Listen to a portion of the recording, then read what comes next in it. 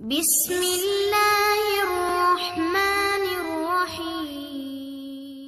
رسول الله صلی الله علیه وسلم فرمایي یو روایت کې راځي وای څوک چې د مانځه نه بعد آیت الکرسی وایي او د هغې نه بعد د آیت شهادت وایي نو الله رب العزت به د اویا حاجتونه پوره کړي اویا حاجتونه به الله رب العزت د پوره کړي او د ټول نه کم سے کم حاجت چې دی هغه د مغفرت دی.